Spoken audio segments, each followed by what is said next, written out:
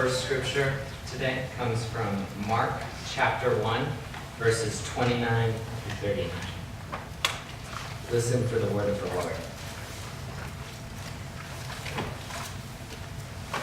And immediately he left the synagogue and entered the house of Simon and Andrew with James and John.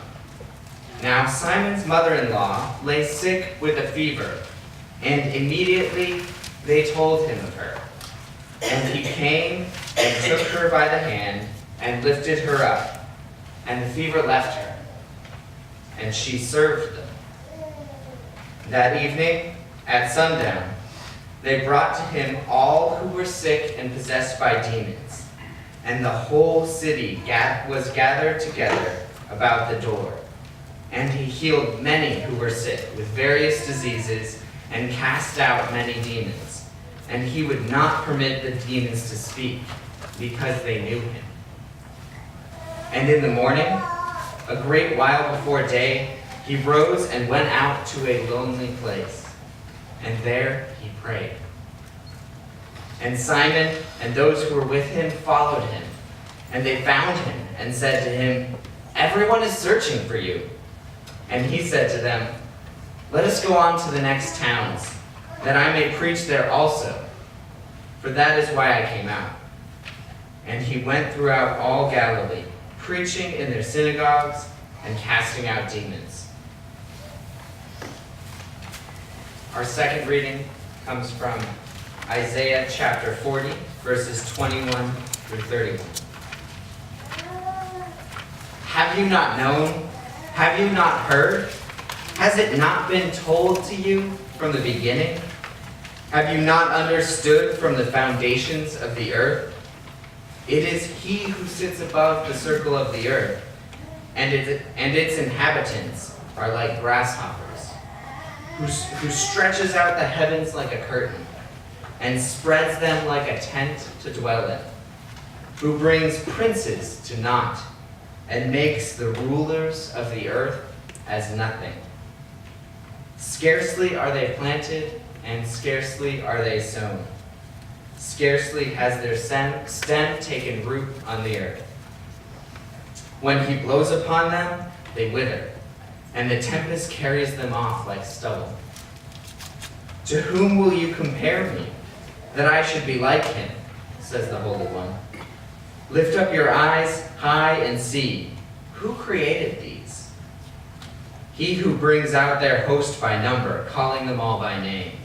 By the greatness of his might, and because he is strong in power, not one is missing. Why do you say, O Jacob, and speak, O Israel, my way is hid from the Lord, and my right is disregarded by my God? Have you not known? Have you not heard? The Lord is the everlasting God, the creator of the ends of the earth. He does not faint or grow weary. His understanding is unsearchable. He gives power to the faint, and to him who has no might, he increases strength. Even youths shall faint and be weary, and young men shall fall exhausted. But they who wait for the Lord shall renew their strength. They shall mount up with wings like eagles. They shall run and not be weary. They shall walk and not be faint. This is the word of the Lord.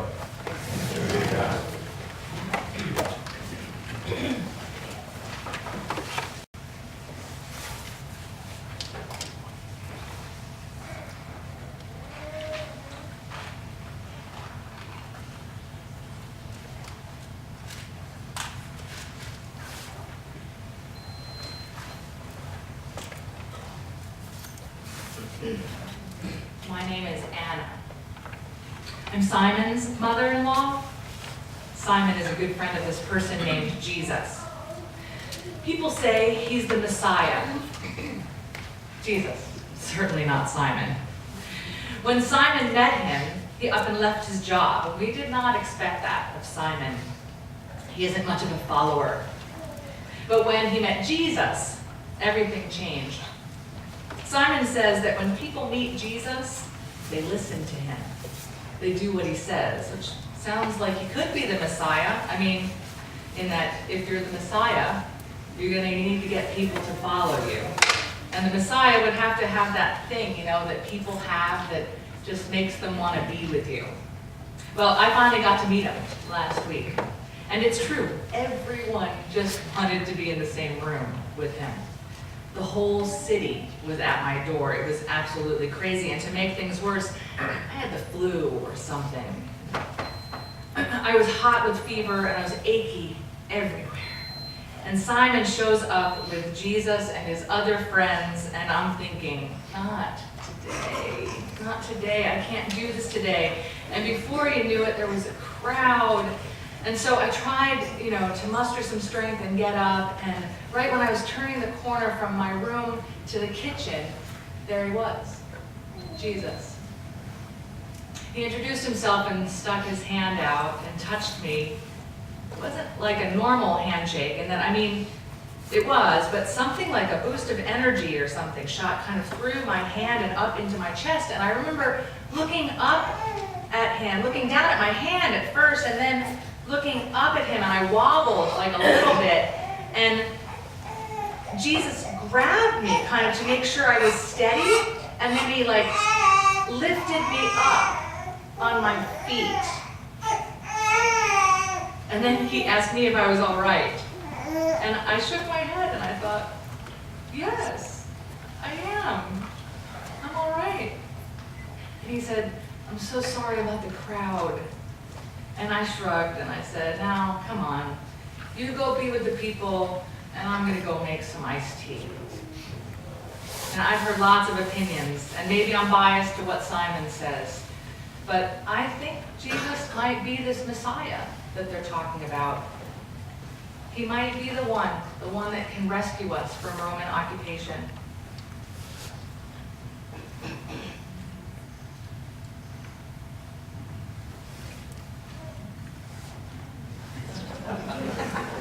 I don't know about this Messiah stuff.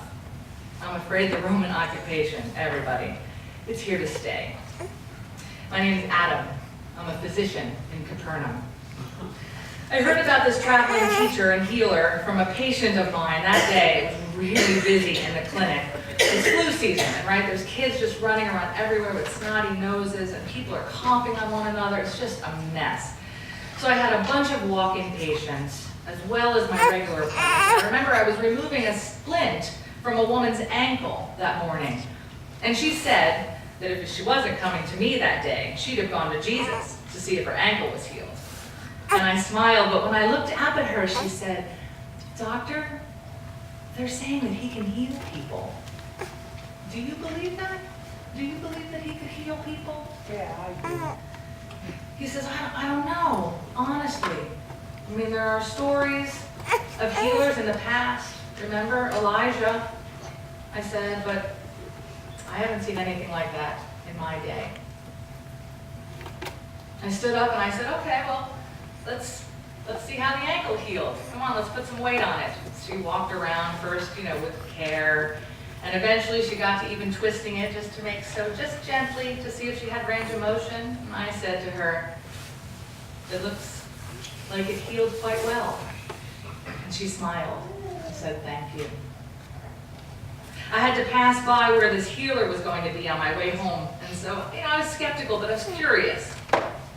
When I arrived, there was a crowd. I had to work my way through, actually, until I saw him. He was touching people, sometimes on their head, and sometimes on their hands, sometimes on their stomachs. He seemed to be listening to everyone's story.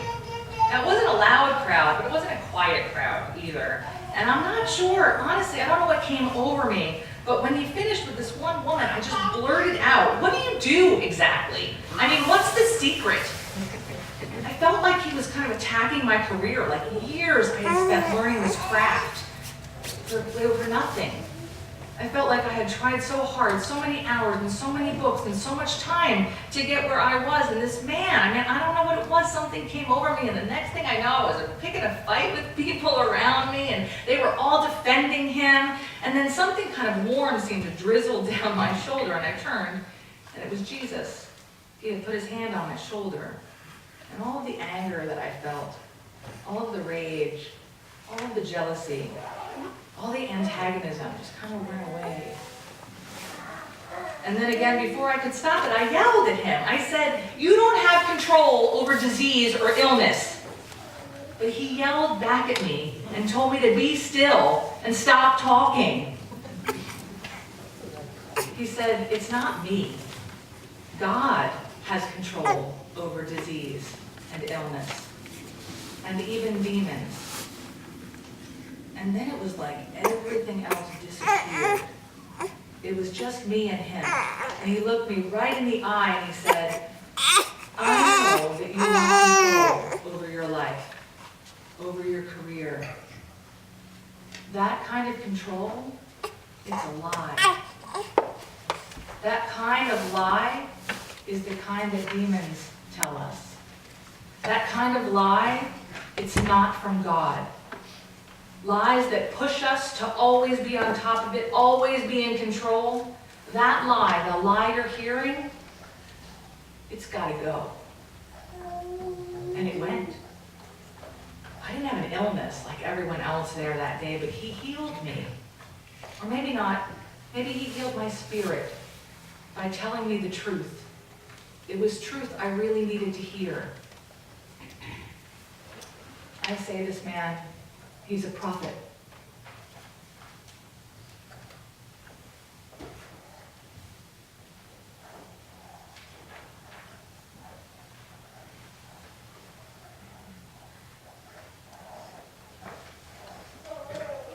My name is Johanna. I wasn't looking for a prophet that day. I was looking for a healer. You see, I used to be blind. Well, mostly blind. I could see light sometimes and shadows, and so I could sort of tell when a person was coming at me and mostly could tell if I was going to hit a wall. My friends talked me into coming that day. I was one amidst a crowd of people who all wanted to meet Jesus. I was scared that maybe I wouldn't get to meet him, and then I was scared that I'd meet him and that nothing would happen. What if we'd come all this way and Jesus doesn't make any difference? But things were happening and people were being healed and broken bones and fevers and even stuff that ain't really illness, stuff that like is hurt inside, pain from our life. Well, when it became my turn, my friends stood by my side and Jesus took my hand. It was warm, really warm. And then he put that same hand on my face, over my eyes. I felt like all of the beauty in the universe was coming out of his palm. I felt kindness and goodness and even joy. I was smiling when he took his hands away. He was the first thing I saw. So I wouldn't call him a prophet. And he's more than a healer. To me, Jesus, well, it was like God had come to live in Capernaum.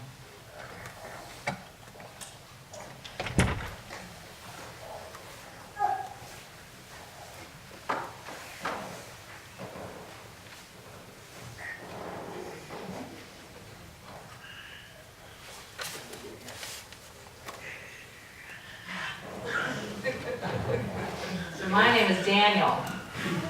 And I'm friends with Simon, who has wanted to introduce me to Jesus for a very long time. I had to work late, so I thought I would come the next day. The next morning I'd show up, and I had told my parents about it, and they asked if they could go. And so I stopped by their house, I helped them get their stuff together. Both my parents seem to have aged a lot this last year. My dad, he's just having a harder time walking. And my mom, she's forgetful, but not about like the normal stuff, like where did I put my book, but like sometimes she thinks that she's living where she used to live when she was a kid. Anyway, when we got there was this huge crowd and no sign of Jesus anywhere. I told my folks to stay put and I was going to go find Simon and see what was up. And so I find Simon, and he says, "You're not going to believe this, but we can't find Jesus. He disappeared.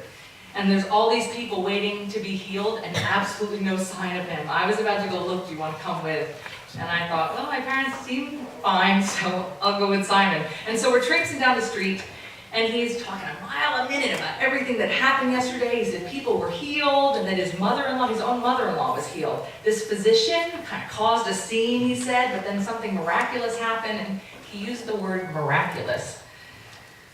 Someone was blind, he said, and now she can see. I mean, it all seemed really surreal to me. And then I said, Simon, why don't we maybe try by the park? And so we started in that direction, and Simon said to me, hey, how about your mom? Maybe he can help your mom. And I shrugged, and I hadn't thought about it that way, that she needed help. I just thought, that's what happened when you got old. And then we saw Jesus. He was in the distance, and he was just sitting under a tree. And so Simon yells, hey, Jesus! Jesus, what are you doing? And so we kind of jog over there. And Jesus looked up at Simon, and he says, we need to go to the next town. And so Simon says, yeah, but everyone's looking for you back at the house, and there are more people who are sick, and some of them say they have demons. And hey, here's my friend Daniel. I always wanted to introduce you to him. He brought his parents and his mom particularly, and then Jesus just kind of cut him off and said, I've got to proclaim the message of the kingdom in the next town also, because that's what I came out to do. So go get the others, and we'll head through Galilee on our way. And that was that. I got to meet him. My parents didn't. And neither did the whole crowd that had gathered that morning. So, what do I think of him? I don't know, really. I'm not sure what to make of him yet.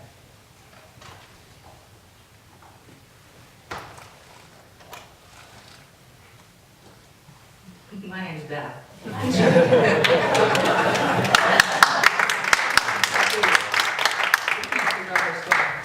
So in Mark's gospel, there is this secrecy motif that happens.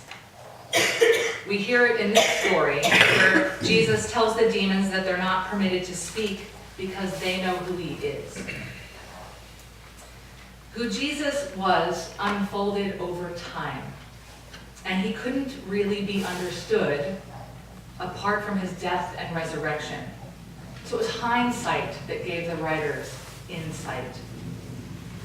Whether it was the Messiah or a prophet or God who would come to live with us, or maybe the picture is still unclear. It's this mystery figure that we choose to follow, not much different than the disciples followed. Because we're learning as we go as well, that Jesus is unfolding in our own lives who he is to us and what he means to our world, what impact he can have in our life or our world. And so the lesson that I hear from this Messianic secret is don't be too rash in making a specific judgment about who you think Jesus is. Right? That we're growing into that. And sure, we have theology behind us and doctrines and a lot of people who have spent a lot of time to tell us who Jesus was, right? But for those of us who are just living the way, living our walk with God, that's unfolding. It should be changing. Every day we should be learning things about Jesus as it goes. They followed, these disciples, and maybe even those crowds of people, and Daniel and Anna and Johanna and Adam. They followed while they were still learning. So let's follow while we still learn. Amen.